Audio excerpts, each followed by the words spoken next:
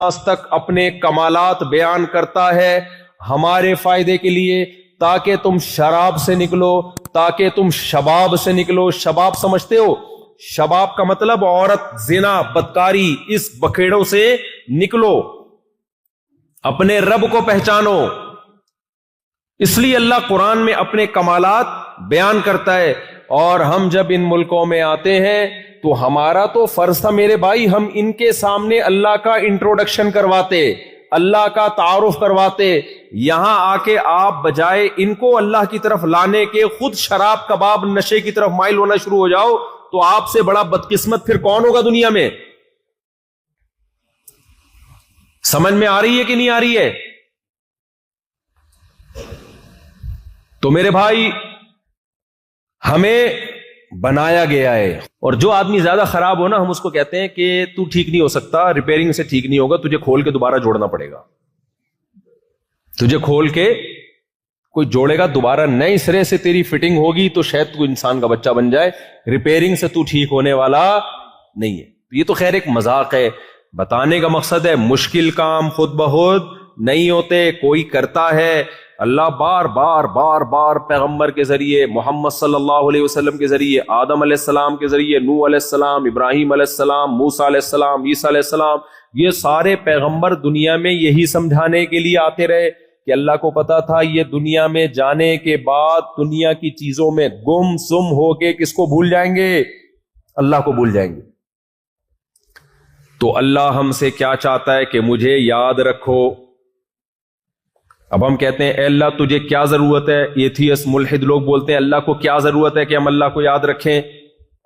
بھئی اللہ کو کیا ہوگا اگر ہم یاد نہ رکھیں اس کو؟ تو کیا ہوگا اللہ کو؟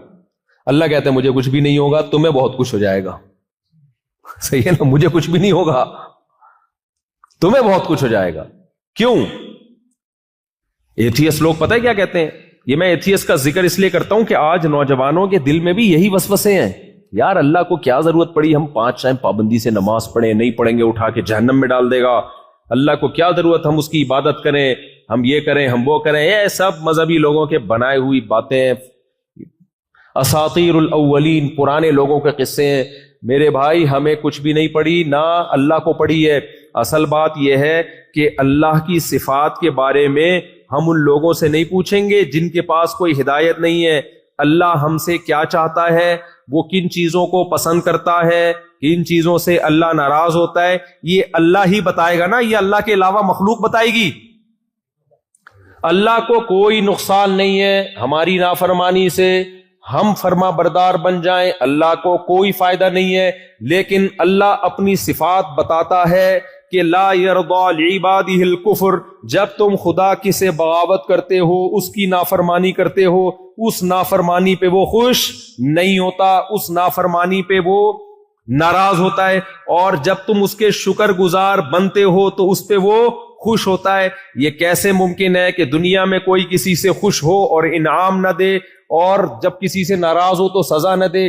دنیا میں بھی لوگ جب ناراض ہوتے ہیں تو سزا دیتے ہیں، خوش ہوتے ہیں تو جزا دیتے ہیں۔ اللہ کہتے ہیں میری یہ صفت ہے کہ میں جب کسی سے خوش ہوتا ہوں تو اس کو جنت کی صورت میں بدلہ دیتا ہوں، جب میں کسی سے ناراض ہوتا ہوں جہنم کی صورت میں سزا دیتا ہوں۔ اب ہم کہیں یہ کیا بات ہوئی بھائی، یہ ہمیں اللہ کے بارے میں کس نے بتایا؟ تو بھائی جو جس کی صفت ہوتی ہے، کون کس چیز کو پسند اور ناپسند کرتا ہے، یہ وہ خود بتاتا ہے یا آپ فیصلہ کرتے ہو؟ آپ نے میری دعوت کی، فرض کرو آپ نے کیا کر لی، میری دعوت کی، فرض کرو۔ اب آپ کہہ رہے ہو بھائی مفتی صاحب کو پیزا پسند ہے، مفتی صاحب کو برگر پسند ہے، مفتی صاحب کو گاجر کا حلوہ پسند ہے۔ کوئی عقل مند وہاں بیٹھا ہوگا بولے گا بابے یہ مفتی صاحب سے پوچھا جائے گا کہ ان کو کیا پسند ہے، تو خود سے کیوں فیصلہ کر رہا ہے؟ دیکھو ایک مولوی صاحب بیمار تھے، لیٹے ہوئے تھے، آنکھیں بند تھیں، ایسا لگ رہا تھا کہ آخری سانسیں چل رہی ہیں۔ اب لوگ مشورہ کر رہے ہیں بھائی مولوی صاحب کو کوئی طاقت کی غذا کھلاؤ، ٹھیک ہے نا، مشورہ چل رہا ہے۔ ایک نے کہا بھائی مولوی صاحب کو کدو کا شربت پلاؤ، ایک نے کہا مولوی صاحب کو یہ پلاؤ، ایک نے کہا مولوی صاحب کو یہ کھلاؤ، ایک نے کہا مولوی صاحب کو گاجر کا حلوہ کھلاؤ۔ مولوی صاحب کی آنکھ ایک دم یوں کر کے تھوڑی سی کھلی, ٹھیک ہے, پھر بند ہو گئی. پھر ایک نے کہا جی مولوی صاحب کو قیمہ کھلاؤ. جب سب مختلف مشورے دے رہے تھے تو مولوی صاحب نے پھر آنکھیں کھول کے کہا بھائی اس کی بھی تو سنو, یہ کیا کہہ رہے ہیں. ایک آدمی مولوی صاحب کے پاس پیر صاحب کی دعوت کی, اس نے ایک آدمی نے نا پیر صاحب کی دعوت کی اور کہا پیر صاحب آپ کو میں کدو شریف کھلاؤں یا لوکی شریف. پیر صاحب نے کہا کوئی بغیرت سا مرغا کھلا دے تو مجھے, اتنی شریف چیزوں کی ضرورت. مرغا ہو بھلے بغیرت ہو, وہ شریف لوکی سے پیر صاحب کی نظر میں بہتر ہے.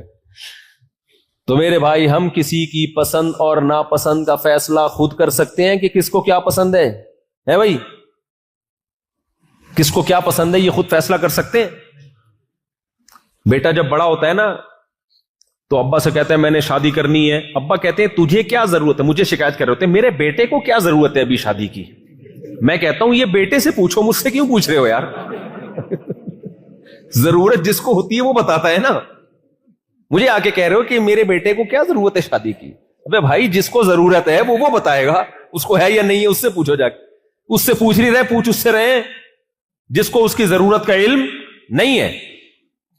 پیاس کسی کو لگ رہی ہے, جس کو لگ رہی ہے وہ بتائے گا نا. تبھی تو مجھے غصہ آتا ہے بیان کے دوران جو پانی پوچھ رہے ہوتے ہیں, پانی. بے بھائی میں بھی تو الحمدللہ گونگا نہیں ہوں, مجھے ضرورت ہوگی میں خود پوچھ لوں گا پانی کا. ہر تھوڑی دیر یہ تکلفات بہت برے ہوتے ہیں, کھانے میں بہت تکلفات ہیں. یہ بیان سے ہٹ کے بات کر رہا ہوں لیکن بہت ضروری ہے. تکلف اپنی زندگی سے ہمیشہ کے لیے نکال دو, دوسرے کے آرام کا خیال کرو. حضرت مولانا اشرف علی تھانوی رحمہ اللہ تعالی ساری زندگی یہ کہتے کہتے دنیا سے چلے گئے کہ مسلمان تکلفات میں ہے, معاملات میں ٹھیک بولو نہیں ہے.